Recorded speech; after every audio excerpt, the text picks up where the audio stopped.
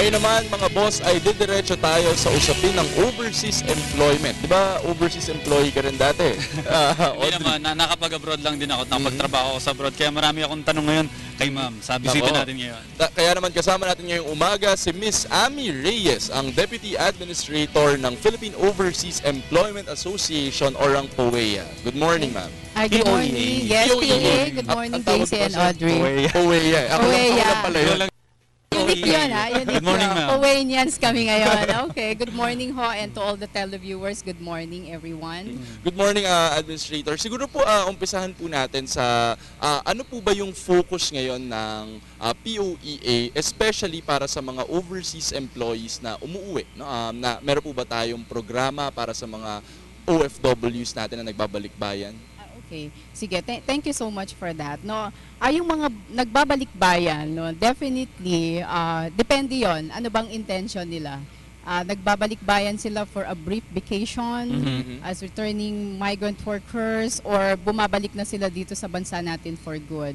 Well, for those who intend to go back, definitely may mga proseso tayo that mayroon kami mga bagong programa to assist them to facilitate the processing of their overseas employment certificate, o ito yung tinatawag natin na exit clearance, no? So ibig sabihin yon, if you are an OFW and you have to go back to your employer at nagbakasyon ka dito, you have to secure your overseas employment clearance.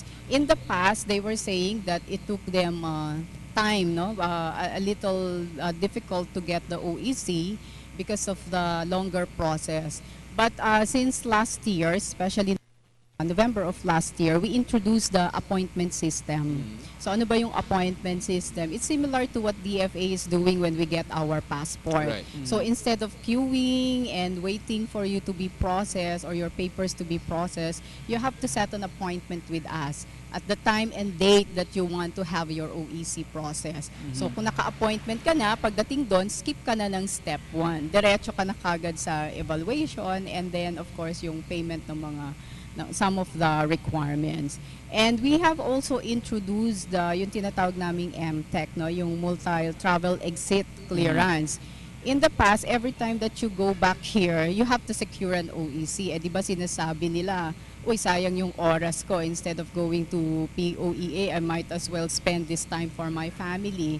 So ngayon, just tell us, no, when we process your OEC or exit clearance, sabihin mo lang within the duration of your contract, if it is a 2-year period na you will be coming home for 2 more times or 3 more times, then we will issue you the three OECs or exit clearances already. So every time that parang you go back here, na, no? you don't have to pass through the POEA. But definitely, dadaan ka pa rin dun sa center sa ating NAIA at saka sa mga exit mga airports natin kasi kailangan yon, no, part of the documentation. The other question is, how about those who would like to intend to stay for good, no? So ayaw na nilang magbalik ng trabaho. Actually, it's not just POEA, no, but it's DOLE, it's OWA, it's TESDA, and some other government agencies helping the OFWs. We call that the national, yung reintegration program. Meron tayong National Reintegration Center for OFWs. So ano yan kung gusto nila lang makatrabaho, we try to help them and facilitate their employment. Meron tayong mga job skills matching na ginagawa sa kanila, or if they want to venture into livelihood, kasi some of them already have some money for setting up business, 'di ba? Mga simpleng business kahit pwede naman 'yon. 'Yon tutulungan din sila ng ating reintegration center at ng OWA. May mga skills training 'yan. And for those naman who would like to be trained, no, for them to be given a retooling of skills kasi they've been away for a long time, so pagbalik nila, they have to make some adjustment. Tayong TESDA na tumutulong siya, no, para mapabilis yung kanilang paghahanap din ng trabaho. Ma'am, yung iba po, umuwi dahil may mga cases na nabiktima sila sa abroad. Gaya nitong sa may Saudi na nagka-camp out ngayon sa may konsulada ng Pilipinas sa may Saudi Arabia. Ngayon ma'am, may kaso ng binalita namin recently lang na sa mga websites nakakapanloko yung mga illegal recruiters, katulad ng halimbawa sa may bansang Australia, merong ospital doon na nangangailangan doon ng mga Filipino workers, pero nagbayad na itong mga applicant tapos wala naman silang napala. Ma'am, ano po ba ang ginagawa ng POEA ngayon para maproteksyonan yung mga ating mga aplikante? Ano ito, no? Dalawa kasi yan. Actually, since for several years, but especially last year, we have intensified our campaign against illegal recruitment. So, as Audrey mentioned kanina, no, ito iba't ibang modes, no. So, yun yung magandang malaman ng ating mga kababayan. So, ang ano diyan, if yung recruiter lumapit agad sa iyo at hinihingang kaagad ng pera, similar to what happened to them, wala namang kontrata, hindi malinaw ang terms of employment, humingi ka agad ng pera. Pag pera agad ang focus yan, definitely, ano yan, illegal recruiter yan. But I just would like to point out sa mga kababayan natin, for those who intend to work abroad, kailangan they have to go through the legal process the right way, no? And that is going through POEA. Kasi itong recruitment agencies, we have to license them eh. Kailangan lisensyado sila. So if they are licensed, the second thing that they have to look up to is meron ba silang job order. Kasi pwedeng lisensyado sila, pero wala silang job order. So walang demand doon sa trabaho. Wala silang ka-tie up doon sa bansa na sinasabi. At accredited dapat yung foreign employer nila sa amin, sa POEA. Kasi ang ginagawa dyan ng Philippine Overseas Labor Office abroad natin, binavalidate nila yan yung existence ng employment before we accredit the foreign employer. So kung yung employer na ina-applyan nila o yung rather yung true recruitment agency, lisensyado yon, accredited naman yung employer, may job order, okay yon at nasa listahan talaga namin, and we update that on a daily basis. Another thing is we have been tying up with local government units kasi kanina usapan natin may mga malalayong lugar, no, na nabibiktima sila. But we also have regional offices and extension offices in various parts of the country. But of course, it pays off to tie up and have partnership with local government units. Nandun na kasi sila eh. And they know more their people rather than us na we are in Manila or we are in other parts of the country. Sila mismo, yung mga constituents sila, kilala nila. So we also train them how to fight illegal recruitment. We provide trainers training for them, even the law enforcers. Napakaganda dyan, JC, dahil usually na mga nabibiktima ng mga illegal recruiters, itong mga nasa malalayong probinsya. Malalayong lugar, yes. Na medyo mababa yung kanilang edukasyon, kaya madali silang naloloko sa mga ganito. Pero JC, kanina nabanggit ni ma'am, tungkol doon sa may job order. Nung panahon kasi na ako'y nag-abroad din, may mga kakilala ako na walang job order pero pumupunta sa isang bansa bilang turista. At doon mismo nag-a-apply habang nasa panahon sila ng binibigay sa kanila yung tourist visa, doon sila nag-a-apply sa bansang yon. Sir, ma'am, ano pong masasabi niyo dito? Well, unang-una, we do not encourage that, no? Sana hindi. In fact, isa yan sa mode ng mga modus operandi ng mga illegal recruiters. Bibigyan ka muna ng mga tourist visa, tapos pagdating doon tsaka ka maghahanap ng trabaho. Minsan pagdating doon wala ka pang mahanap na trabaho. So we don't encourage that. So kung yung tanong na paano kung nandoon na sila, 'di ba? O kaya nakakita naman sila ng trabaho. Of course, we allow them to document also their stay there. Maganda na mas protektado sila, mas dokumentado sila, mas may tulong tayong pwedeng magawa sa kanila. And in times of crisis, we can easily trace their whereabouts at we can easily provide the assistance that they may need. So yung sinasabing gano'n, we include that actually dun sa aming pre-employment orientation program.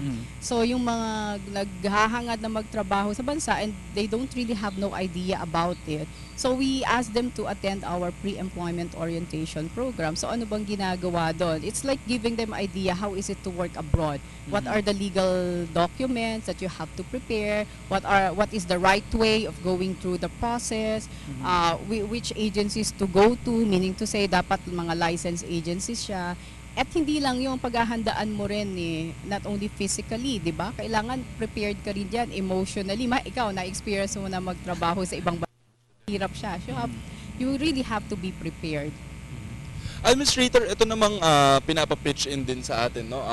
Meron daw tayo kasama sa pagproseso ng overseas employment, yung tinatawag na OSC na requirement. OSC, ma'am. Ano po ba ito, ma'am? Yes, yung binabanggit ko kanina, 'di ba, yung Overseas Employment Certificate, ito ay pagpapatunay. It's an exit clearance actually. You will not be allowed to go out of the country if you do not have this, if you're an OFW. Ang katunayan niya na ikaw ay properly documented. Ang iyong kontrata ay na-validate, kumpleto ka ng mga visa at mga other legal requirements, dumaan ka sa POEA, may record ka dyan, meron kang recruitment agencies, covered ka ng medical, covered ka ng mga mandatory insurance, may employer ka doon. Ibig sabihin, maayos yung pag-alis mo. Hindi ito palusutan or something. Alright. So dumaan ka sa amin at tama yung naging proseso mo. Actually, Audrey, kanina rin nabanggit mo yung mga nagka-camp out, no, sa Middle East, no, recently, no, meron po bang protection ngayon na binibigay yung or na secure yung POEA at ibang agencies natin para sa kanila, particularly doon sa tinatawag na no objection clearance, no, na parang hindi ka pwedeng umuwi unless pumayag yung employer mo doon sa bansang yon. Oo. Ito naman ay hindi naman ito POEA lang, no. It's more of a DFA, DOLE, one country team, OWA, that includes OWA and other agencies natin. It has something to do with the Saudization policy nila, no. Yung mga nandoon na nagka-problema, yung karamihan din doon, yung mga tinatawag natin undocumented. So recently nabalita na sa atin ng Secretary of Labor na si Linda Baldos na medyo nagkaroon na naglax na yung Saudi government, binigyan na ng palugit or grace period yung ating mga undocumented workers. Ibig sabihin, they allow them, no, to process their documents if they still intend to stay in KSA. But for those who would like to go back home, okay yon. So tutulungan naman silang makabalik dito sa atin at kasama nga yan dun sa mga naasistihan, no, kasi dati tagang hindi ka pwede. So wala naman silang nagiging problema rin nila yon, di ba? Ma'am, bilang panghuli, meron po bang mga dapat hintayin yung mga aplikante ng mga job fairs ngayon na programa ng POEA? Yung sa mga job fairs, sunod-sunod naman itong job fair. Hindi lang POEA, it's Department of Labor and Employment. No? May nagkaroon tayo nung Labor Day at sa mga provinces meron din yan. And I think baka this coming, usual naman yun na pag Independence Day celebration, nagkakaroon din tayo ng job fair. So ang kainaman kasi nito, yung Labor Day celebration, ang daming na-hire, no? Na-hired on the spot, more than 20,000. Nagde-job skills matching sila doon at yung iba naman nag-undergo pa rin ng proseso. It's a big chance for our job seekers to finally get their jobs. But of course, as we advise the job seekers, dapat preparado din naman sila. They don't just go to the job fair or any company without enough preparation. Kailangan yung skills nila, kailangan yung mga documents nila, yung resume nila, maayos lahat yan. And during interview, they really have to be good. At kailangan naman seryoso sila at sincero din sila. Okay, maraming salamat, ma'am. Talaga namang napakaraming ginagawa ng POEA ngayon, no, para sa welfare ng ating mga overseas workers. Yan po si Deputy Administrator Amy Reyes mula po sa Philippine Overseas Employment Association. Thank you po. Thank you po. Maraming salamat.